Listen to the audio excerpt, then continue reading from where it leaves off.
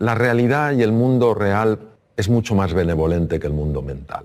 El mundo mental nos monta unas historias. El miedo tenemos que verlo no como un oponente, sino como un compañero imprescindible para crecer.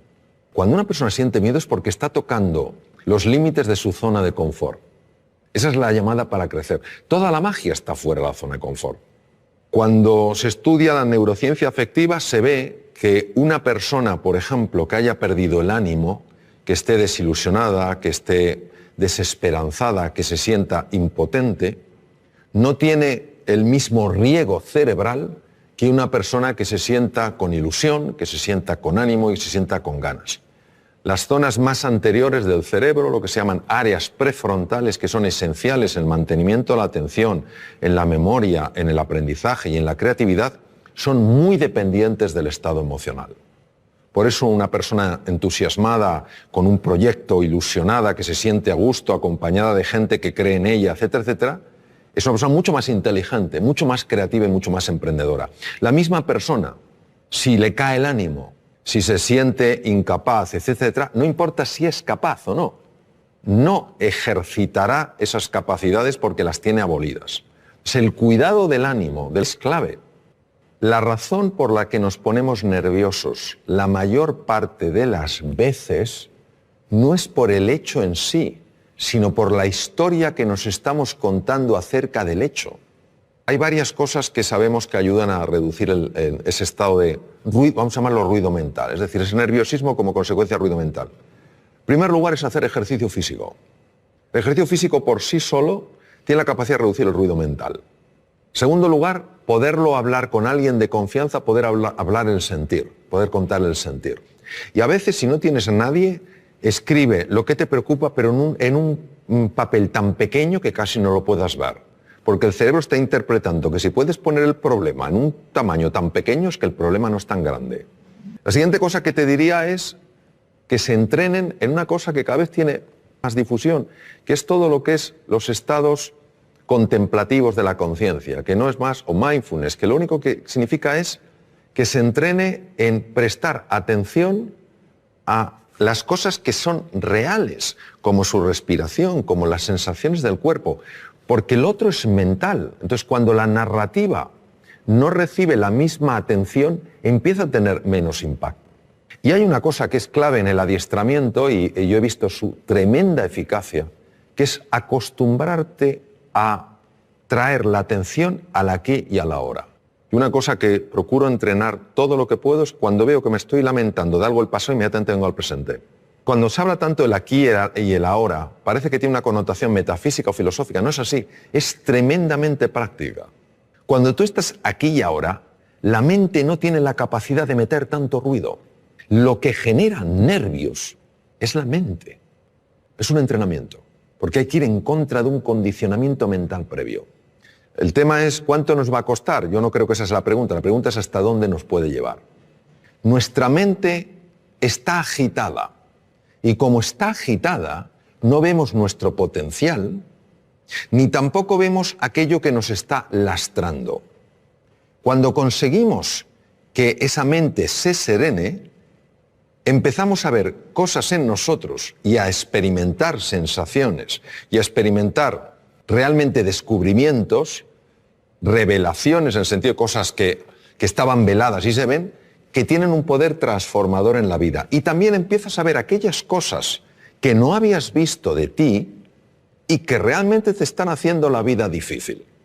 Mindfulness es un ejercicio puro de la atención para serenar esa mente que por razones que todavía no conocemos está agitada.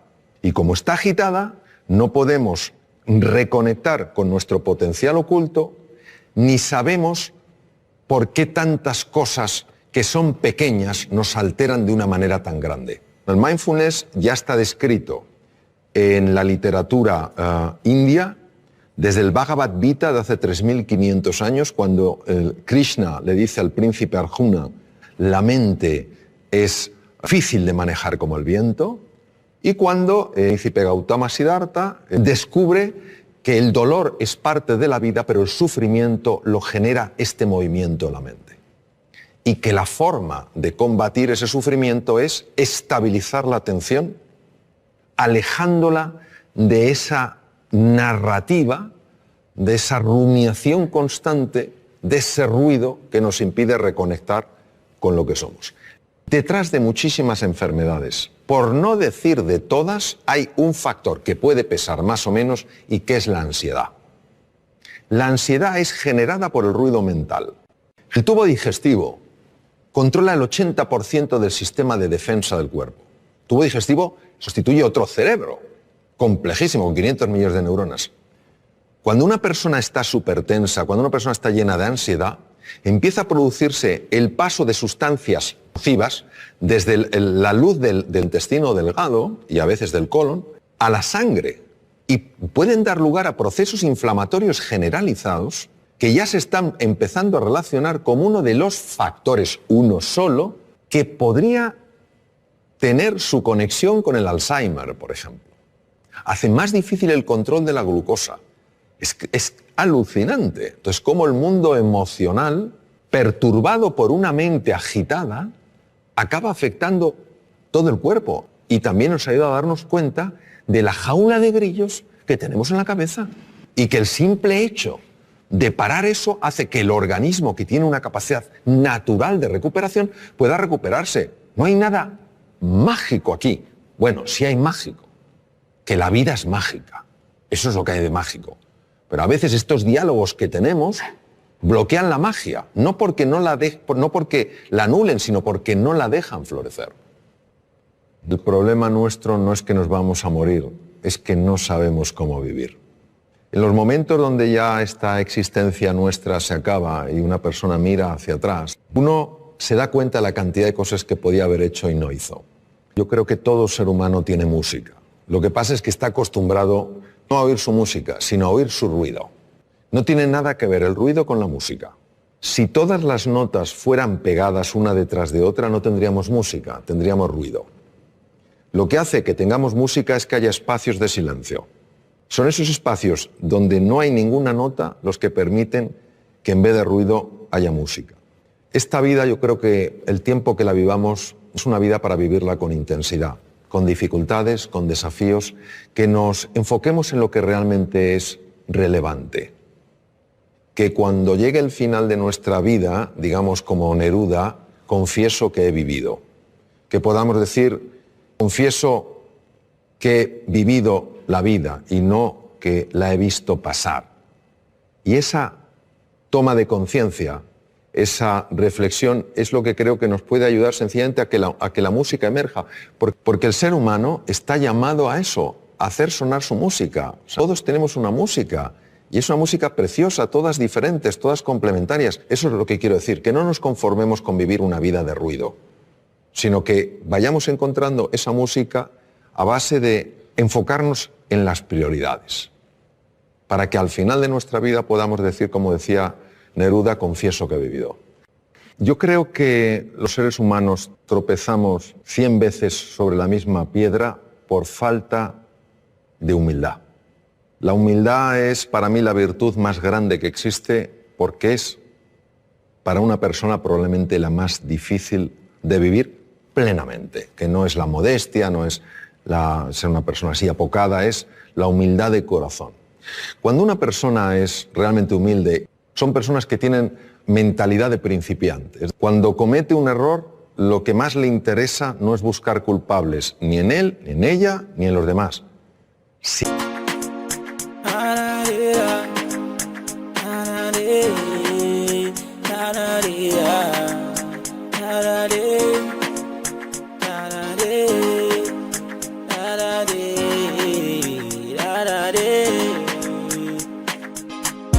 Girl, you said you're fine.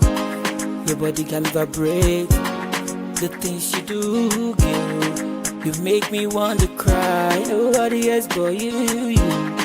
Now you I wanna be with you, baby, for the rest of my life. This is Shaliwa, Iwani Mokuwa. I'm searching all over. Baby girl, don't make me cry, cause I'm all over you. Baby, don't you make me cry, cause I'm all over you. Your body got me go mad, mad, mad. Me, I wanna go down, down, down.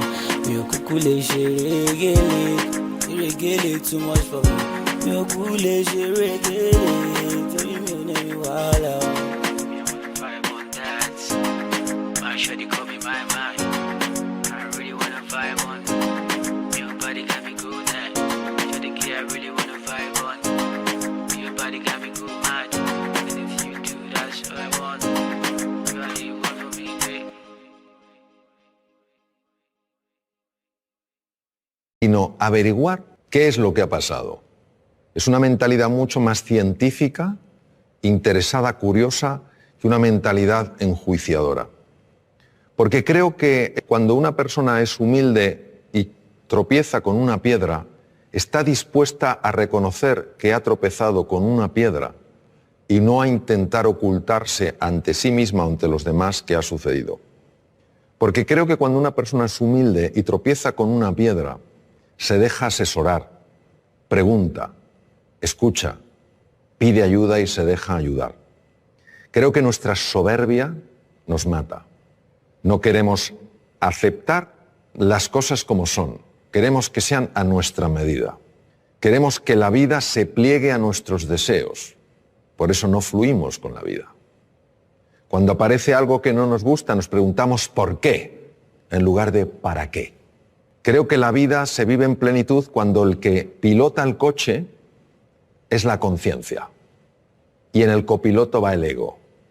Pero cuando el ego es el que pilota, te puedes tropezar 100, 1000, 100.000, que nunca aprenderá. Que es que el ser humano es indivisible. Una persona puede tener un hígado, pero una persona es más que su hígado. No somos casos clínicos interesantes, sino seres humanos completos. Y que la faceta física, el cuidado del cuerpo, de la nutrición, el hacer ejercicio físico, es muy importante. La faceta mental, dormir bien, dormir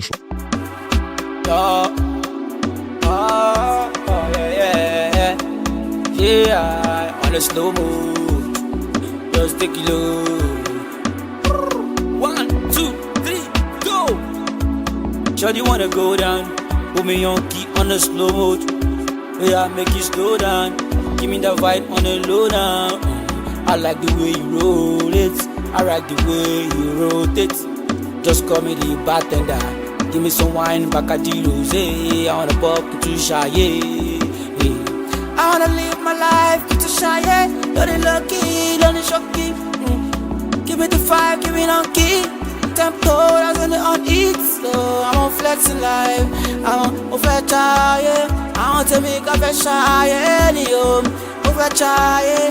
I want to make a fresh shy, yo. Tonight, no time for darling. Put me in the club, no time for stopping. Everybody flex, no time for it. No be say we no bad, no be say we no tired, but we better than them, we are better than the baddest. See them now in the grace.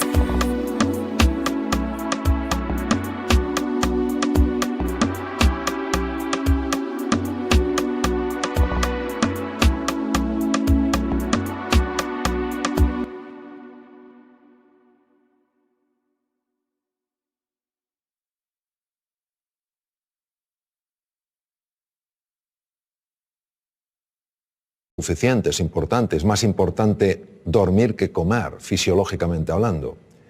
Que la faceta mental es clave, que tenemos que aprender todos a gestionar mejor nuestra mente, a enfocarnos en lo esencial, a usar un lenguaje que nos ayude, no que nos anule, a interpretar las cosas de una forma que nos permita salir adelante, no quedarnos atascados, ¿no?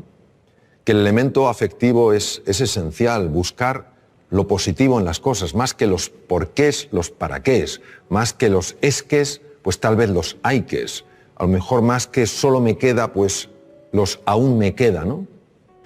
Y que luego hay una dimensión espiritual en la existencia humana que es muy importante y que nos abraza a todos, que es la vida con propósito, es decir, que nuestro propósito no es solo experimentar la felicidad, sino ayudar a otros seres humanos también a ser felices. Yo creo que todos en la dimensión espiritual Lo que estamos llamados es a construir un nosotros, a ayudarnos en este viaje fascinante que es la vida, en nuestras distintas facetas, y que la educación, se valore o no, es increíblemente valiosa. ¿Cuántas cosas no tendríamos que padecer si las hubiéramos aprendido a edades más tempranas? Y luego, por otra parte, es muy importante mirar a todo ser humano como se mira aquello que ves como sumamente valioso. De toda la conversación, lo más importante es la forma de mirar, porque la forma de mirar tiene la capacidad de transmitir cómo tú estás viendo a esa persona. Cuando tú miras a un ser humano como se mira aquello que es valioso, como somos espejos frente a espejos, esa persona empieza a reconocer su propio valor.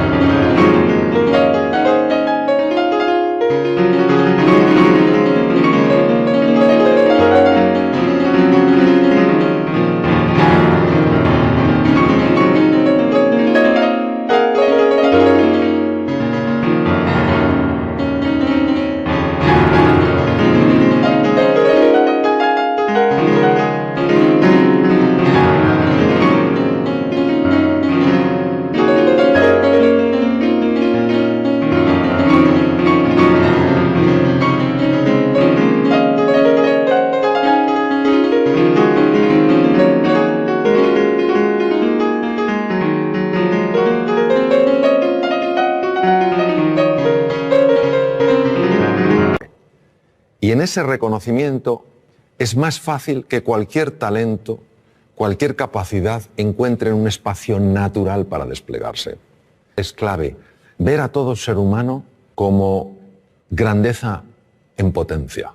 Unos lo expresarán en mayor o menor grado, pero esa grandeza está en todo ser humano. Para mí la clave de todo en la vida, es querer.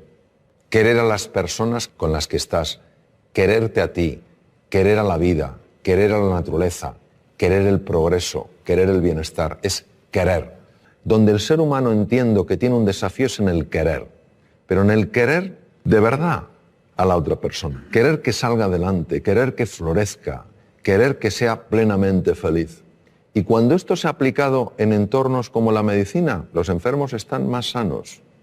Cuando se aplica en la empresa, la gente es más feliz. Elijo tratar a las personas como si todas tuvieran potencial, aunque no lo hayan expresado. Y eso se transmite con la mirada, se transmite con el gesto, se transmite con la respuesta que tenemos ante el error, la respuesta que tenemos ante el acierto, el acompañamiento que llevamos a cabo. Creo que lo verdaderamente valioso es tremendamente sencillo. Y yo creo que son cuatro principios.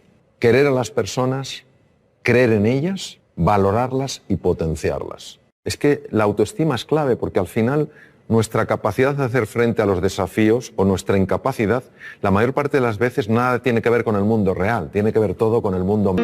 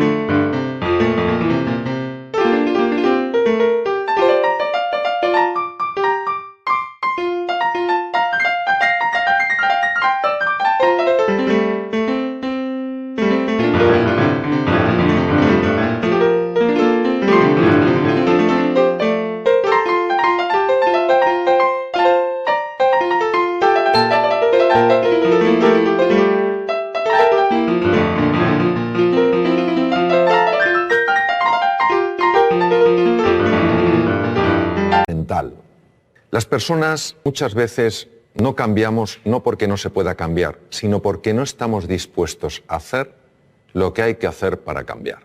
Ni tenemos el nivel de inspiración y de ilusión suficiente como para estar verdaderamente comprometidos, ni tenemos una estrategia que funcione y que podamos aplicar, ni a veces tenemos la disciplina necesaria para ir incorporando ciertas prácticas en el día a día. Cuando uno tiene la inspiración, es decir, ves una posibilidad en tu vida que dices, oye, si esto apareciera en mi vida, voy a otro nivel. Cuando tenemos una estrategia que no tiene que ser ni sofisticada ni compleja, sino sencilla, estos son los pasos que he de seguir. Y cuando tú cada día te vas entrenando, es inevitable que se produzca un cambio en la citoarquitectura del cerebro. Se forman nuevas conexiones, se forman nuevas vías y se forman nuevas neuronas, al menos en dos lugares. Los hipocampos de alguna manera no solo procesan mecanismos muy complejos en relación con la memoria, sino que también controlan unos núcleos que se llaman núcleos amigdalinos, donde está el núcleo central del miedo, es decir, hacen que veamos las cosas con menos miedo.